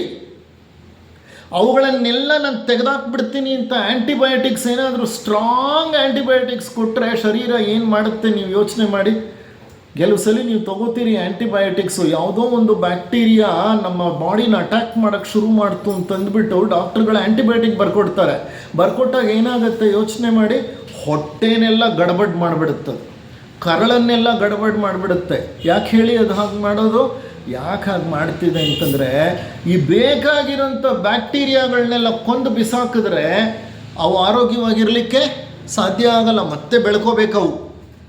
ಆ್ಯಂಟಿಬಯೋಟಿಕ್ಗಳು ನೀವು ನಿಲ್ಲಿಸಿದ ಮೇಲೆ ಮತ್ತೆ ಬೆಳೆಯುತ್ತವೆ ಆ ಬ್ಯಾಕ್ಟೀರಿಯಾಗಳು ಒಳಗೆ. ಪ್ರೋಬಯೋಟಿಕ್ಸ್ ಕೊಡ್ತಾರೆ ಮತ್ತೆ ಅದಕ್ಕೆ. ಹಾಗೆ ಸ್ವತಃ ತಾವೇ ಆಗಬೇಕು ಅಂದರೆ ಟೈಮ್ ಆಗುತ್ತೆ. ಫ್ಲೋರಾ ಮತ್ತೆ ಡೆವಲಪ್ ಆಗುತ್ತೆ ಒಳಗಡೆ, ಆ ಬ್ಯಾಕ್ಟೀರಿಯಲ್ ಫ್ಲೋರಾ ಡೆವಲಪ್ ಆಗುತ್ತೆ. ಆ ಬ್ಯಾಕ್ಟೀರಿಯಾಗಳು ಇದ್ರೇ ನಾವು ಆರೋಗ್ಯವಾಗಿರೋದು. ಎಷ್ಟೋ ಬ್ಯಾಕ್ಟೀರಿಯಾಗಳು, ಕೆಲವು ಬ್ಯಾಕ್ಟೀರಿಯಾಗಳು ರೋಗ ಬರುತ್ತೆ, ಅವು ಇರಬಾರ್ದು, ಅವಾಗಲೇ ಆ್ಯಂಟಿಬಯೋಟಿಕ್ ಕೊಡೋದು. ಆದರೆ ಕೋಟ್ಯಾಂತರ ಸಹಕಾರಿ ಬ್ಯಾಕ್ಟೀರಿಯಾಗಳಿವೆ ನಮಗೆ, ಅವು ಇರಬೇಕು, ಅವು ಬೇಕು. ಆ ಬ್ಯಾಕ್ಟೀರಿಯಾಗಳು ಇರದೇ ಇದ್ದಿದ್ದರೆ ಏನಾಗಿರ್ತಿತ್ತು ಗೊತ್ತಾ ಪಾಡು? ಈ ಜಗತ್ತಿನಲ್ಲಿ ಎಲ್ಲಿ ನೋಡಿದರೂ ಸತ್ತಿರೋ ಹೆಣಗಳು, ಇದುವರೆಗೂ ಯಾರ್ಯಾರು ಸತ್ತವ್ರು ಎಲ್ಲರ ಹೆಣಗಳು ಏನಾಗಿರ್ತಿತ್ತು? ಹಾಗೆ ಬಿದ್ದಿರ್ತಿತ್ತು. ಇದುವರೆಗೂ ಭೂಮಿ ಮೇಲೆ ಹುಟ್ಟಿದ ಎಲ್ಲ ಪ್ರಾಣಿಗಳು, ಎಲ್ಲ ಮನುಷ್ಯರು, ಎಲ್ಲರ ಹೆಣಗಳು ಹಾಗೆ ಬಿದ್ದಿರ್ತಿತ್ತು. ನೋಡಿ, ಪ್ರಕೃತಿ ಎಷ್ಟು ಸುಂದರವಾದಂತಹ ಒಂದು ವ್ಯವಸ್ಥೆಯನ್ನು ಉಂಟು ಮಾಡಿದೆ. ಆ ವ್ಯವಸ್ಥೆಯಲ್ಲಿ ಯಾವುದು ಎಲ್ಲಿಂದ ಬಂತೋ ಮತ್ತೆ ಆ ವಸ್ತು ಅಲ್ಲಿಗೆ ಹೋಗಿ ಸೇರಿಬಿಡ್ಬೇಕು. ಇಲ್ಲಿ ಏನಾಗುತ್ತೆ ಗೊತ್ತಾ? ಆಲೋಚನೆ ಮಾಡಿ. ಈಗ ಇಲ್ಲಿ ಕಪ್ಪೆಗಳ ಸಂಖ್ಯೆ ತುಂಬ ಕಡಿಮೆ ಆಗೋಯ್ತು. ಏನೋ ಕಾರಣ, ನೀವೇನೋ ಮಾಡಿದ್ರಿ. ಆಗ ಈ ಹಾವುಗಳಿಗೆ ಆಹಾರ ಎಲ್ಲಿಗೆ ಸಿಕ್ಕುತ್ತೆ? ಏನೋ ಕಪ್ಪೆಗಳನ್ನ ತಿನ್ಕೊಂಡು ಅಲ್ಲಿ ಇಲ್ಲಿ ಹಲ್ಲಿಗಳನ್ನ ಅವು ಇವು ತಿನ್ಕೊಂಡು ಆರಾಮಾಗಿವೆ ಅವು. ಈಗ ಕಪ್ಪೆಗಳನ್ನ, ಹಲ್ಲಿಗಳನ್ನ, ಅದು ತಿನ್ನೋ ಆಹಾರಗಳನ್ನೆಲ್ಲ ಮುಗಿಸ್ಬಿಡಿ ನೀವು. ಆಗ ಹಾವುಗಳೇನು ಮಾಡ್ತವೆ? ಮನೆಗಳೊಳಗೆ ನುಗ್ಗುತ್ತವಾ ಇಲ್ವಾ? ಪ್ರಕೃತಿಯಲ್ಲಿ ಒಂದನ್ನು ಒಂದು ನಿಯಂತ್ರಿಸುತ್ತೆ, ಒಂದನ್ನು ಒಂದು ಪೋಷಿಸುತ್ತೆ. ಇದು ಒಂದು ಬಹಳ ಸೂಕ್ಷ್ಮವಾದಂಥ ಸರಪಳಿ. ಈ ಸರಪಳಿ ಹೇಗೆ ಕೆಲಸ ಮಾಡುತ್ತೆ ಅಂದರೆ, ಇದರಲ್ಲಿ ಒಂದು ಘಟಕ ಅಸಮತೋಲನವನ್ನು ಕಂಡ್ರೆ ಇಡೀ ವ್ಯವಸ್ಥೆನೇ ಕುಸಿದು ಬಿದ್ದು ಹೋಗುತ್ತೆ. ವಿಜ್ಞಾನಿಗಳು, ಇಂದಿನ ವಿಜ್ಞಾನಿಗಳು ಒಂದು ಸಂಶೋಧನೆಗಳ ಮೂಲಕ ಕಂಡುಹಿಡಿದಿದ್ದಾರೆ. ಏನು ಹೇಳ್ತಾರೆ ಅಂದರೆ, ಕೀಟ ಪ್ರಪಂಚವೇನಾದರೂ ನಾಶವಾದರೆ ಕೆಲವೇ ವರ್ಷಗಳಲ್ಲಿ ಇಡೀ ಜೀವ ಪ್ರಪಂಚ ನಾಶವಾಗಿ ಹೋಗುತ್ತದೆ. ಕೀಟ ಪ್ರಪಂಚ ಅಂದರೆ ಯಾವುದು? ಕೀಟಗಳು, ಇನ್ಸೆಕ್ಟ್ಸು, ಚಿಟ್ಟೆಗಳು, ಮಿಡತೆಗಳು, ಇವೆಲ್ಲ ಇದೆಯಲ್ಲ ಈ ಕೀಟಗಳು. ಇವು ಬಹಳ ಮುಖ್ಯ ನಮಗೆ. ಕಾರಣ ಏನು ಗೊತ್ತಾ? ಇವುಗಳೇ ಪರಾಗಸ್ಪರ್ಶವನ್ನು ಮಾಡೋದು. ಪರಾಗಸ್ಪರ್ಶ ಮಾಡೋದ್ರಿಂದಲೇ ಗಿಡಗಳಲ್ಲಿ ಹೂಗಳು ಹುಟ್ಟೋದು, ಹೂಗಳು ಕಾಯಿ ಆಗೋದು, ಕಾಯಿ ಹಣ್ಣಾಗೋದು, ನಮ್ಮ ತರಕಾರಿ ಬೆಳೆಯೋದು, ಹುಲ್ಲು ಬೆಳೆಯೋದು, ಮರಗಳಲ್ಲಿ ಹಣ್ಣುಗಳು ಬಿಡೋದು. ಅದಕ್ಕೆಲ್ಲ ಕೀಟಗಳೇ ಕಾರಣ. ಯಾವಾಗ ಕೀಟಗಳ ಸಂಕುಲವನ್ನು ನೀವು ನಾಶ ಮಾಡಿಬಿಡ್ತೀರೋ ಪರಾಗಸ್ಪರ್ಶವೇ ನಡೆಯೋದಿಲ್ಲ. ಪರಾಗಸ್ಪರ್ಶ ನಡೀಲಿಲ್ಲ ಅಂದರೆ ನಿಮ್ಮ ತರಕಾರಿಗಳು, ದವಸ ಧಾನ್ಯಗಳು ಇವ್ಯಾವುದೂ ಇಲ್ಲ, ಹಣ್ಣುಗಳು ಎಲ್ಲ ಇಲ್ಲ. ಇವಿಲ್ಲ ಅಂತ ಅಂದರೆ ಸಸ್ಯಾಹಾರಿಗಳಿಲ್ಲ. ಸಸ್ಯಾಹಾರಿಗಳಿಲ್ಲ ಅಂತಂದರೆ ಮಾಂಸಾಹಾರಿಗಳಿಲ್ಲ. ಮಾಂಸಾಹಾರಿಗಳು, ಸಸ್ಯಾಹಾರಿಗಳು ಇಲ್ಲ ಅಂತಂದರೆ ಬ್ಯಾಕ್ಟೀರಿಯಾಗಳು, ವೈರಸ್ಗಳು ಏನಾಗಬೇಕು? ಅರ್ಥ ಮಾಡ್ಕೊಳ್ಳಿ. There is a wonderful web like that. ಸಸ್ಯಗಳು ಆಹಾರ ತಯಾರಿಸುತ್ತವೆ, ಸಸ್ಯಾಹಾರಿಗಳು ಸಸ್ಯಗಳನ್ನು ತಿಂತವೆ, ಆ ಸಸ್ಯಾಹಾರಿಗಳನ್ನು ಮಾಂಸಾಹಾರಿಗಳು ತಿಂತವೆ, ಆ ಮಾಂಸಾಹಾರಿಗಳನ್ನು ಸೂಕ್ಷ್ಮ ಜೀವಿಗಳು ತಿಂತವೆ. ಇದು ಒಂದು ಸುಂದರವಾದ ಆವರ್ತನ. ಇದನ್ನೇ ಪರಸ್ಪರಾವಲಂಬನೆ ಅಂತ ಕರೀತಾರೆ, ಇಂಟರ್ ಡಿಪೆಂಡೆನ್ಸ್ ಅಂತ ಹೇಳ್ತಾರೆ, ಮ್ಯೂಚುಯಾಲಿಟಿ ಅಂತ ಹೇಳ್ತಾರೆ, ಇಂಟರ್ ಕನೆಕ್ಷನ್ ಅಂತ ಹೇಳ್ತಾರೆ, ಇಂಟರ್ ರಿಲೇಷನ್ಶಿಪ್ ಅಂತ ಹೇಳ್ತಾರೆ, ಮ್ಯೂಚುವಲ್ ಡಿಪೆಂಡೆನ್ಸ್ ಅಂತ ಹೇಳ್ತಾರೆ. ಎಷ್ಟು ಪದಗಳಿದೆ ಗೊತ್ತಾ ಅದನ್ನು ವಿವರಿಸಲಿಕ್ಕೆ? ಮೇಡಮ್ ಬ್ಲಾವೆಟ್ಸ್ಕಿ ಅವರು interdependence is the fundamental principle of existence and fundamental principle of theosophy ಅಂತ ಬರೀತಾರೆ ಅವರು. ಒಂದು ಕಡೆ ಅವ್ರ ಲೇಖನನ ನಾನು ಓದಿದೆ ಇಂಟರ್ ಡಿಪೆಂಡೆನ್ಸ್ ಬಗ್ಗೆ. ಆ್ಯನಿ ಬೆಸೆಂಟ್ರು ಸಹ ಇಂಟರ್ ಡಿಪೆಂಡೆನ್ಸ್ ಬಗ್ಗೆ ಒಂದು ಸುಂದರವಾದ ಲೇಖನ ಬರೀತಾರೆ, ಹೆಚ್ಚು ಕಡಿಮೆ 1 ಪೇಜ್ ಲೇಖನ. ಇದನ್ನು ನಮ್ಮ ರಾಧಾ ಬರ್ನಿಯರ್ ಅವರು ಇದ್ರಲ್ಲ, ಹಿಂದಿನ ಅಧ್ಯಕ್ಷರು, ಅವರು ತಮ್ಮ ಹಲವಾರು ಲೆಕ್ಚರ್ಗಳಲ್ಲಿ ಈ ಇಂಟರ್ ಡಿಪೆಂಡೆನ್ಸ್ ಬಗ್ಗೆ ಬಹಳ ಮಾತನಾಡ್ತಿದ್ರು. ಅವರಿಗೆ ಅವರು ಬಯಾಲಜಿ ಮೇಜರು ಏನೋ ತೊಗೊಂಡು ಓದಿದ್ರು. ಅವರು ಜೀವ ಪ್ರಪಂಚದ ಹಲವು ಉದಾಹರಣೆಗಳನ್ನು ಕೊಡ್ತಿದ್ರು ಅವರು ಅಧ್ಯಾತ್ಮದ ಕೆಲವು ಲೆಕ್ಚರ್ಗಳಲ್ಲಿ. ಹಾಗಾದರೆ ಸಹಕಾರ ಮನೋಭಾವ ಎಷ್ಟು ಮುಖ್ಯ. ವ್ಯವಸ್ಥೆ ಸಂಕೀರ್ಣವಾದಾಗ, ಸೂಕ್ಷ್ಮವಾದಾಗ ಆ ವ್ಯವಸ್ಥೆಯ ಅಂಶಗಳು ಇಡೀ ವ್ಯವಸ್ಥೆಯನ್ನು ಗಮನದಲ್ಲಿಟ್ಟುಕೊಂಡು ಸ್ವಾರ್ಥವನ್ನು ಬದಿಗಿಟ್ಟು ಜೀವಿಸಬೇಕು. ಒಂದು ವ್ಯವಸ್ಥೆ ಸಂಕೀರ್ಣವಾದ ವ್ಯವಸ್ಥೆ ಅಂತ ಅರ್ಥ ಆದ ಮೇಲೆ, it's a complex system of inter dependence and it's a very intricate web ಅಂತ ಅರ್ಥ ಮಾಡ್ಕೊಂಡ್ಮೇಲೆ ಆ ಬಲೆಯ ಒಂದೊಂದು ಘಟಕನೂ ಏನು ಮಾಡಬೇಕು ಗೊತ್ತಾ? ನಾನಲ್ಲ ಮುಖ್ಯ ಯಾವುದೋ ಇಡೀ ಸಮಗ್ರ ವ್ಯವಸ್ಥೆ ಮುಖ್ಯ. ಸಮಸ್ತ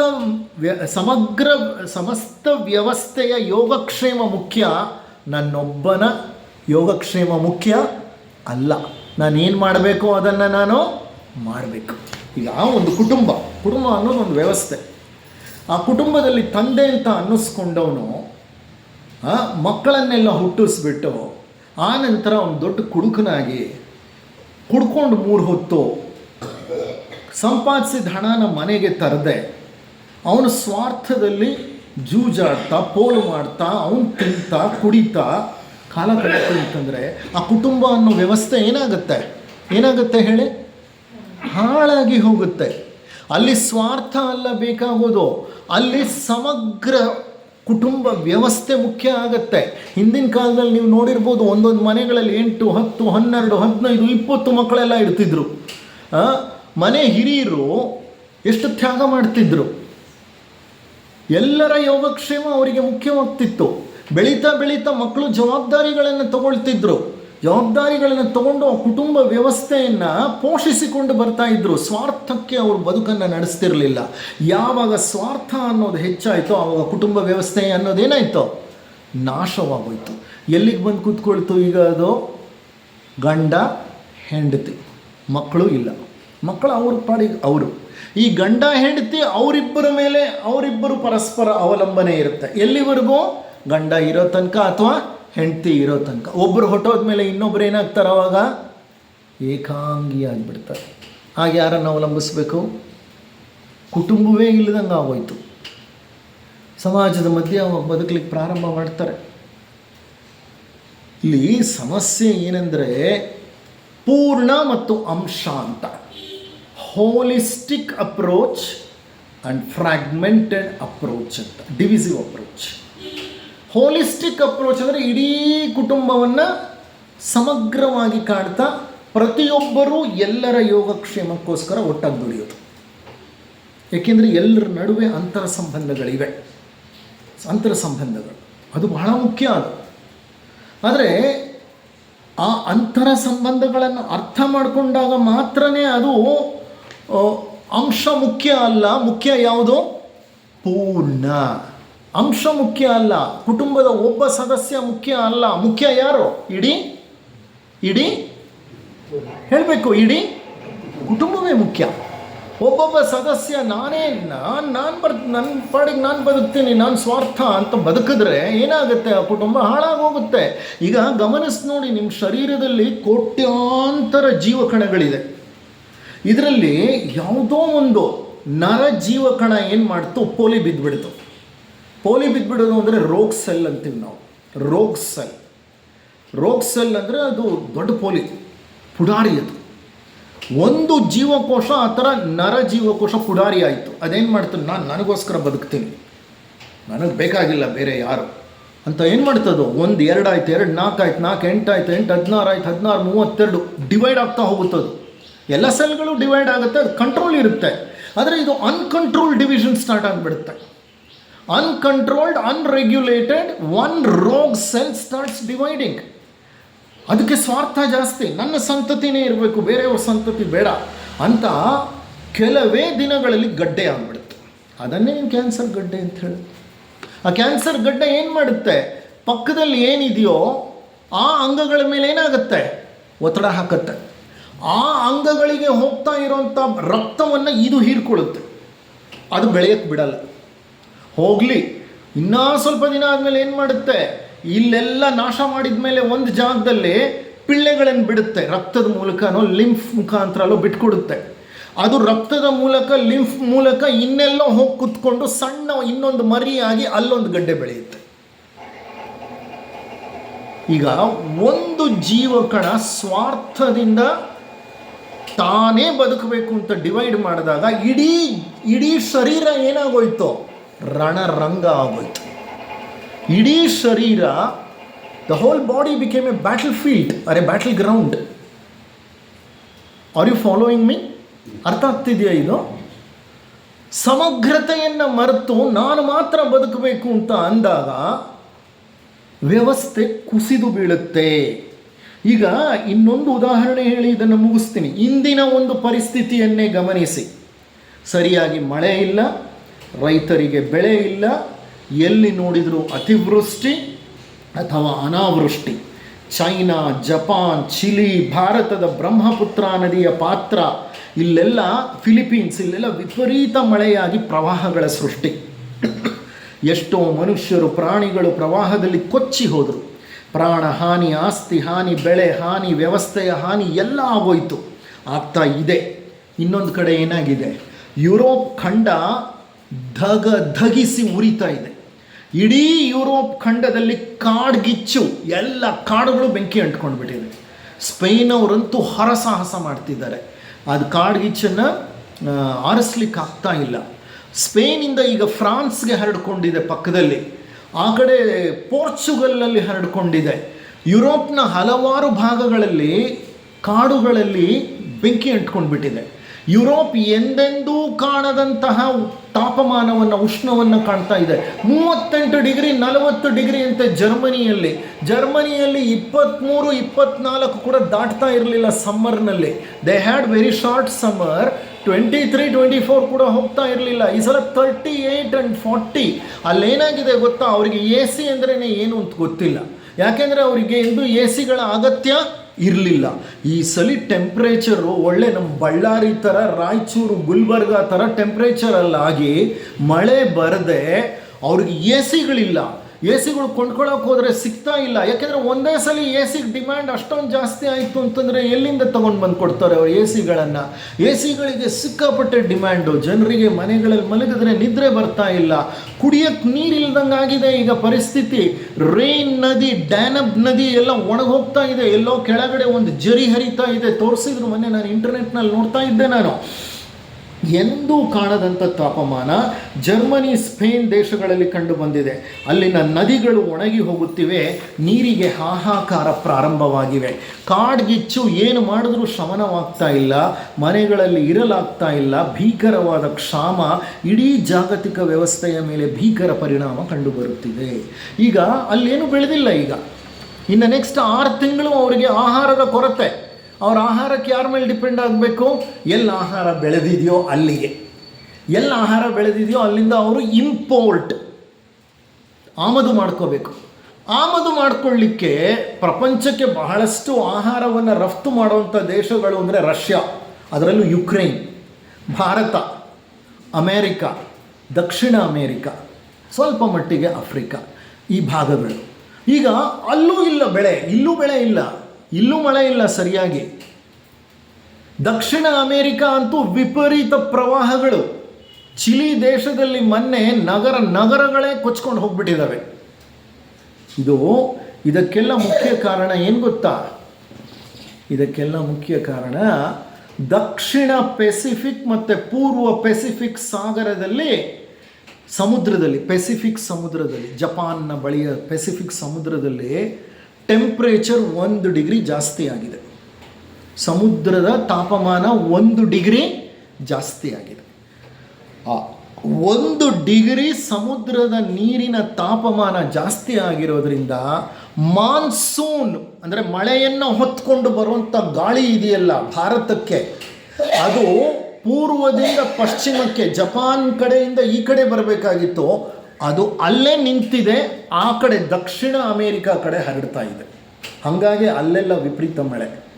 ಇಲ್ಲಿ ಮಳೆ ಏನಾಗೋಯ್ತು, ಪೂರ್ತಿ ಕಡಿಮೆ ಆಗೋಯ್ತು, ಡಿಫಿಸಿಟ್ ರೈನ್. ಈಗ ಇನ್ನೊಂದು ಸಮಸ್ಯೆ ಏನು ಗೊತ್ತಾ? ಸೌದಿ ಅರೇಬಿಯಾ, ಇರಾನ್, ಇರಾಕಲ್ಲೆಲ್ಲ ಮಳೆನೇ ಬರಲ್ಲ. ಅಲ್ಲಿರೋದು ಮರುಭೂಮಿಗಳು. ಅವರೇನು ಮಾಡ್ತಾರೆ? ಅವರು ತೈಲವನ್ನು ಇಂಡಿಯಾಗೆ ಮಾರ್ತಾರೆ. ಇಂಡಿಯಾದಿಂದ ಬಾಸುಮತಿ ಅಕ್ಕಿಯನ್ನು, ತರಕಾರಿಗಳನ್ನ, ಸುಮಾರು ಬೇಳೆಕಾಳುಗಳನ್ನು, ಧಾನ್ಯಗಳನ್ನು ಎಲ್ಲ ಅಲ್ಲಿಗೆ ಆಮದು ಮಾಡ್ಕೋತಾರೆ. ಈಗ ಅವ್ರ ಕತೆ ಏನು? ಅವ್ರಿಗೆ ಈಗಾಗಲೇ ಸ್ಟಾರ್ಟ್ ಆಗೋಗ್ಬಿಟ್ಟಿದೆ ಪೀಕಲಾಟ. ಅವ್ರಿಗೆ ಈಗಾಗಲೇ ಬಹಳ ಸಂದಿಗ್ಧ ಪರಿಸ್ಥಿತಿ. ಅವರಿಗೆ ಭಯ ಕಾಡ್ಲಿಕ್ಕೆ ಪ್ರಾರಂಭವಾಗಿದೆ ಅವ್ರಿಗೆ. ಅವರೇನೋ ತೈಲ ಕೊಡ್ತಾರೆ ನಮಗೆ, ಆದರೆ ನಮ್ಮಲ್ಲೇ ಮಳೆ ಆಗಿಲ್ಲ ಅಂದರೆ ನಾವು ಈಗ ಅವ್ರಿಗೆ ಆಹಾರ ಕಳಿಸೋದು ಹೇಗೆ? ಈಗ ನಾವು ತೈಲ ತಗೊಳ್ಳದೆ ನಾವಿರಲಿಕ್ಕಾಗಲ್ಲ. ಯಾಕೆಂದರೆ ನಮಗೆ ದಿನ ಪೆಟ್ರೋಲ್ ಬೇಕು, ನಮ್ಮಲ್ಲಿ ಪೆಟ್ರೋಲ್ ಇಲ್ಲ. ನಾವು ಪೆಟ್ರೋಲ್ನ ಅವರಿಂದ ತಗೊಳ್ಳೇಬೇಕು. ಆದರೆ ಅವ್ರು ಕೇಳೋ ಆಹಾರವನ್ನು ಕೊಡಲಿಕ್ಕೆ ನಮಗೆ ಇಲ್ಲ. ಈಗ ನಮಗಿಲ್ಲ ಆಹಾರ ಅಂತ ಹೇಳಿದ್ರೆ ನಾವು ತೈಲ ಕೊಡಲ್ಲ ಅಂತಂದರೆ ಏನಾಗುತ್ತೆ ಸಮಸ್ಯೆ? ನಾವು ಕೊಡಲ್ಲ ರೀ ಆಯಿಲ್ಲು, ನೀವು ಆಹಾರ ಕೊಡಿ, ನಾವು ನಿಮ್ಗೆ ಆಯಿಲ್, ಯಾಕೆಂದರೆ ನಮ್ಮಲ್ಲಿ ಆಹಾರ ಇಲ್ಲ, ನಿಮ್ಮಲ್ಲಿ ಆಯಿಲ್ ಇಲ್ಲ, ನಾವು ಆಯಿಲ್ ಕೊಡ್ತೀವಿ, ನೀವು ಆಹಾರ ಕೊಡಿ ಅಂತಾರೆ. ಏನು ಮಾಡಬೇಕಾದ? ಯಾಕೆ ಈ ವಿಷಯಗಳನ್ನ ಹೇಳ್ತಾ ಇದ್ದೀನಿ ಅಂದರೆ, ಎಲ್ಲೋ ನಡೆದ ಒಂದು ಕೆಲಸ. ಯಾವ ಕೆಲಸ? ತಾಪಮಾನ ದಕ್ಷಿಣ ಮತ್ತು ಪೂರ್ವ ಪೆಸಿಫಿಕ್ನಲ್ಲಿ ಏನಾಯಿತು? 1 ಡಿಗ್ರಿ ಜಾಸ್ತಿ ಆಯಿತು. ಗ್ಲೋಬಲ್ ವಾರ್ಮಿಂಗ್, ಅದು ಜಾಗತಿಕ ತಾಪಮಾನದ ಹೆಚ್ಚಳ. ಅದರಿಂದ ಇಡೀ ಭೂಗೋಳದ ಮೇಲೆ ಎಷ್ಟು ಪರಿಣಾಮ. ಈಗ ಯುರೋಪ್ಗೆ ಯಾರು ಕೊಡ್ತಾರೆ ಆಹಾರ? ಮಧ್ಯಪ್ರಾಚ್ಯಕ್ಕೆ ಕೊಡಲಿಕ್ಕೆ ಆಹಾರ ಇಲ್ಲ ಅಂದರೆ ನಾವು ಯುರೋಪ್ಗೆ ಕಳಿಸ್ಲಿಕ್ಕೆ ಎಲ್ಲಿಂದ ಸಾಧ್ಯ ಇದೆ? ಯುರೋಪ್ ಏನು ಮಾಡಬೇಕು? ಭೀಕರ ಕ್ಷಾಮಕ್ಕೆ ತುತ್ತಾಗ್ತಿದೆ ಯುರೋಪ್ ಖಂಡ. ಈಗ ಇದೇ ಸಮಸ್ಯೆ ಮುಂದುವರಿತು ಅಂತಂದರೆ ಭಾರತದಲ್ಲಿ ಸಹ ಬರಗಾಲ ಕಂಡು ಬರುತ್ತೆ ಇನ್ನು ಮುಂದೆ. ಅಂದರೆ ಸಮಸ್ಯೆ ಏನಂದರೆ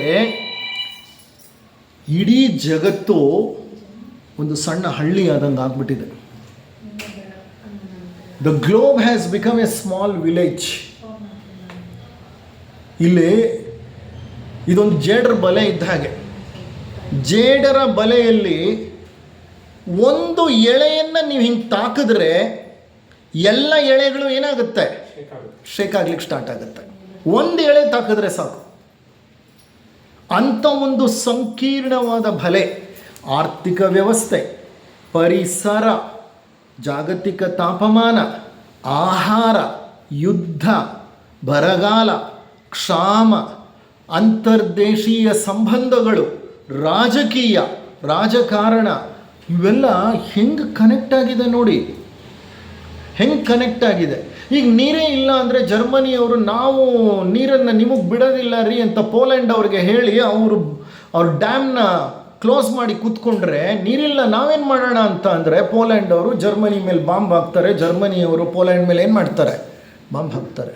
21ನೇ ಶತಮಾನದಲ್ಲಿ ನಡೆಯೋ ಯುದ್ಧಗಳೆಲ್ಲ ನೀರಿಗೆ ನಡೆಯೋ ಯುದ್ಧಗಳಂತೆ. They are called water wars. ಈಗಾಗಲೇ ಪ್ರೆಡಿಕ್ಟ್ ಮಾಡಿಬಿಟ್ಟಿದ್ದಾರೆ ಅದನ್ನು.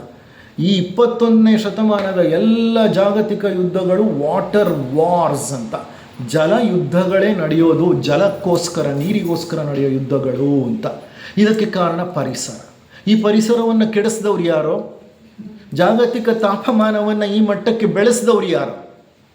ಮನುಷ್ಯನೇ. ಹೆಂಗೆ ಬೆಳೆಸ್ದ ಅವನು? ಎಲ್ಲಿ ನೋಡಿದ್ರು ರೆಫ್ರಿಜಿರೇಟರು, ಎಲ್ಲಿ ನೋಡಿದ್ರೂ ಕಾರ್ಖಾನೆಗಳಿಂದ ಹೊಗೆ ಮೇಲಕ್ಕೆ ಹೋಗುತ್ತೆ, ರೆಫ್ರಿಜರೇಟರಿಂದ ಕ್ಲೋರೋಫ್ಲೋರೋ ಕಾರ್ಬನ್ಸ್ ಹೋಗುತ್ತೆ.